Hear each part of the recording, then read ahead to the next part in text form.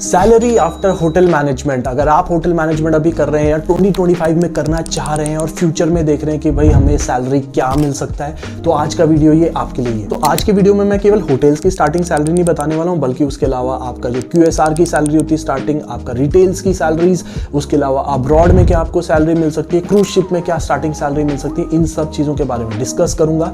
और at the end आपको बताऊंगा कि यार आपका क्या ओपिनियन इसमें होना चाहिए, और एट द एंड आपको बताऊंगा कि यार मेरा क्या इसमें ओपिनियन है और किस तरीके से आपको सोच लेके चलना चाहिए सैलरी एस्पेक्ट के बारे में। ऑलराइट, टू द पॉइंट अगर मैं बात करूं, जो स्टार्टिंग सैलरी आपको मिलने वाली है होटल्स में होटल मैनेजमेंट करने के बाद, वो लगभग अराउंड 20,000 के आसपास रहेगी। यानी आप 20,000 पर मंथ के आसपास अर्न कर सकते हैं अगर आप अपना कोर्स कंप्लीट कर लेते हैं होटल मैनेजमेंट में। आई एम श्योर आपके दिमाग में ये चीज आने लगी होगी, भाई 20,000 पर मंथ केवल इतना ही मिलने वाला है। तो उस पे मैं डिटेल में आगे बात करूंगा कि क्या ये रीजन है कि आपको केवल 20,000 के आसपास ही मिलती है स्टार्टिंग सैलरी।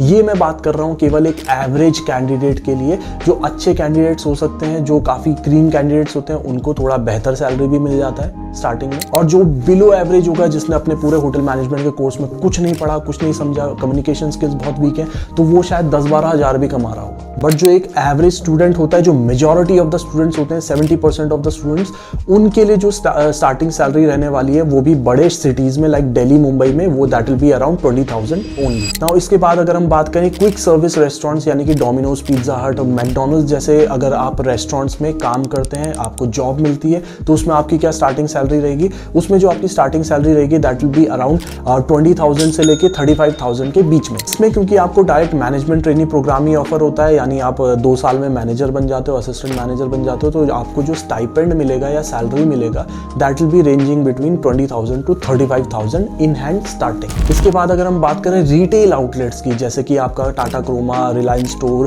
फैशन ब्रांड जितने भी होते हैं, गुची, अरमानी, कुछ भी ले लो, इनमें जो आपका स्टार्टिंग पैकेज रहने वाला है that will be ranging same from 20,000 से 40,000 के बीच में। इसमें भी आपको लगभग वही 20,000 से 40,000 के बीच में स्टार्टिंग सैलरी कोर्स करते साथ ही कॉलेज के बाद मिल जाएगा। नाउ जो रिटेल आउटलेट्स होते हैं, QSRs होते हैं, ये हमेशा आपको होटल से ज्यादा ऑफर करते हैं। उसका रीजन ये होता है कि वो अपनी तरफ कैंडिडेट्स को खींचना चाहते हैं, और अगर काफी सारे स्टूडेंट्स ये भी सोच के चलते हैं कि यार हमारे को यहाँ पे क्योंकि सैलरी बेहतर मिल रहा है, इसलिए वो अपना होटल से छोड़ के QSR रेस्टोरेंट्स या फिर अपना जो ये रिटेल फैशन ब्रांड्स होते हैं इसमें जॉब करने चले जाते हैं। तो चॉइस टोटली आपका होता है, आपको किधर जाना है, आपको क्या बेहतर लगता है, होटल्स या फिर ये आप कर सकते हो। इसके बाद अगर मैं बात करूं कि एयरलाइंस की अगर हम बात करें, कैबिन क्रू अगर आप बन जाते हैं, एयर होस्टेस बन जाते हैं, तो आपका जो स्टार्टिंग पैकेज, स्टार्टिंग सैलरी रहने वाला है होटल मैनेजमेंट करने के बाद that will be around 40,000 to 60,000। इसमें जो बेसिक सैलरी होता है वो तो कम होता है, बट बिकॉज आप फ्लाई करते हैं, फ्लाइट अलाउंस जो आपको मिलता है वो काफी ज्यादा मिलता है, उस वजह से आपकी जो सैलरी रहती है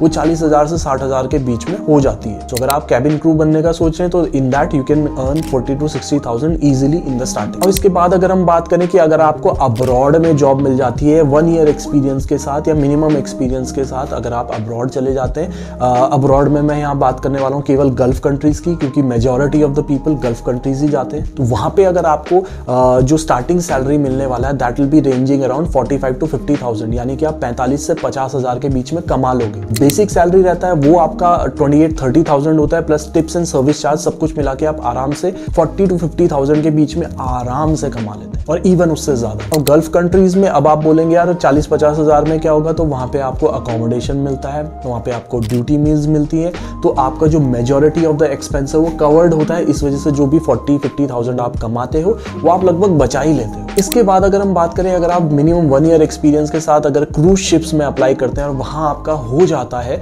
तो क्रूज शिप में जो आपको स्टार्टिंग सैलरी मिलने वाला है वो लगभग आपका 60,000 से 80,000 के बीच में रहेगा पर मंथ। यानी जो आपको सैलरी मिलेगा वो 60,000 से 80,000 के बीच में रहेगा। ऑब्वियसली टिप्स वगैरह आपको जो मिलती हैं अगर आपको मिलेंगी, तो उसके बाद आप 1 लाख प्लस आराम से कमा लोगे विद 1 ईयर ऑफ एक्सपीरियंस। ये होती हैं आपकी कुछ सैलरीज जो आपको अलग अलग जगह में देखने को मिल जाएंगी, होटल से लेके अब्रॉड से लेके रिटेल, सब जगह पे। ना आपके दिमाग में एक क्वेश्चन जरूर आ रहा होगा कि हमने होटल मैनेजमेंट, हॉस्पिटैलिटी मैनेजमेंट किया है, इंडिया से शुरुआत करना चाहते हैं, तो यार इंडिया में तो बड़ी कम सैलरी है शुरुआत में।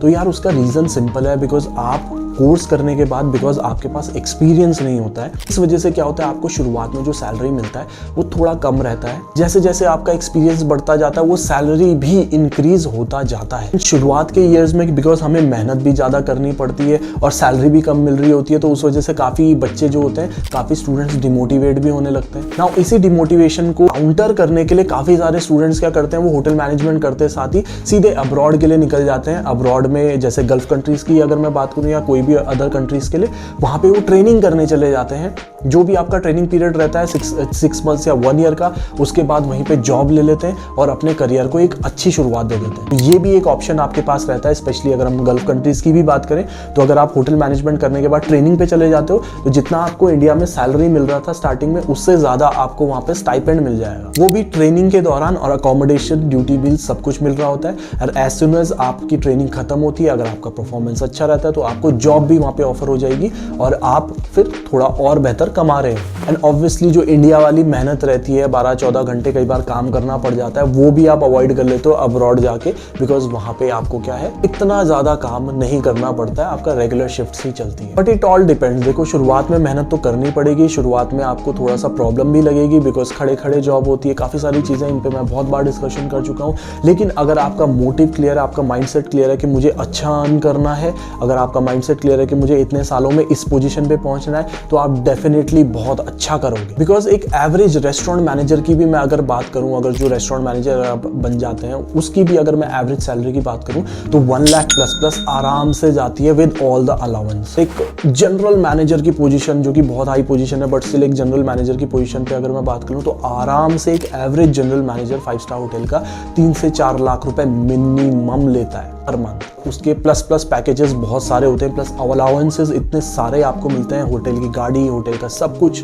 आपको मिलता है, वो तो अलग ही रखो। बट यस, जीएम पोजीशन पे पहुंचना हर किसी की बस की बात नहीं है, वो भी मैं मानता हूं, लेकिन एक रेस्टोरेंट मैनेजर की पोजीशन पे पहुंचना या फिर एक एग्जीक्यूटिव शेफ की पोजीशन पे पहुंचना, वो काफ़ी सारे लोग कर सकते हैं, एक पोजीशन को ले सकते हैं, उसमें आपके पैकेजेस बहुत बढ़िया हो जाते हैं। बट यस, शुरुआत के कुछ साल, 2, 4, 5 साल आपको मेहनत करनी पड़ती है, तो वो आप मेहनत क्या है, या तो इंडिया में कर लीजिए या फिर आप अब्रॉड जाके कर लीजिए। नाउ आई एम श्योर इससे आपको क्लियर तो हो गया होगा कि भाई होटल मैनेजमेंट करने के बाद आपको स्टार्टिंग सैलरी, मिड सैलरी क्या मिलने वाली है अलग अलग डिपार्टमेंट में। अब आपके दिमाग में एक क्वेश्चन आ रहा होगा, अगर आप 2025 में होटल मैनेजमेंट करना चाहते हैं कि भाई कॉलेज कौन सा चूज करें, अच्छा कॉलेज चूज करोगे तब भी जाके आपको ये पैकेजेस मिलेंगे, तभी जाके आपको ये अपॉर्चुनिटीज मिलेंगी, वरना क्या है, कोई भी कॉलेज आपको बस कोर्स करा के छोड़ देगा। इसके रिगार्डिंग अगर आपको कोई भी क्वेश्चन है, क्वेरी है, तो आप मुझे व्हाट्सएप कर सकते हैं, व्हाट्सएप नंबर दिया गया है नीचे भी, डिस्क्रिप्शन में भी। बाकी कोई भी क्वेश्चन है, क्वेरी है, डाउट है, आप कमेंट्स में लिख सकते हो या फिर मुझे मैसेज कर सकते हो। आज की वीडियो के लिए इतना ही। Thank you so much, have a nice day, bye.